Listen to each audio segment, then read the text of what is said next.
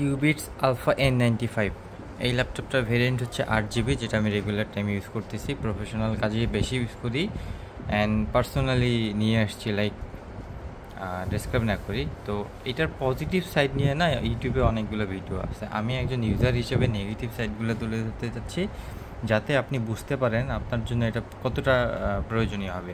এই ল্যাপটপটার সাউন্ড কোয়ালিটিটা একটু লো, মানে সাউন্ডটা একটু লো, খারাপ যে তা না, সাউন্ডটা একটু লো।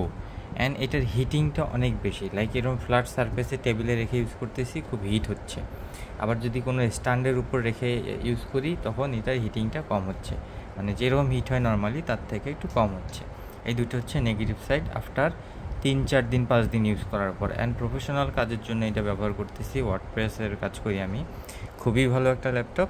ইস্যু হচ্ছে আমি একটা বোকামি করে ফেলছি, আমার আসলে 8GB র্যাম নেওয়াটা ঠিক হয় নাই। তো যারা আমার মতো এরকম মানে পার্সোনাল থেকে প্রফেশনাল ফোকাস বেশি করবেন, তাদের জন্য বেস্ট হবে র্যামটা আপগ্রেড করে নেওয়া। একটা 8GB না নিয়ে 16GB র্যামের ভেরিয়েন্টটা মেবি বেশি ইফেক্টফুল হবে আপনার জন্য। Thank you.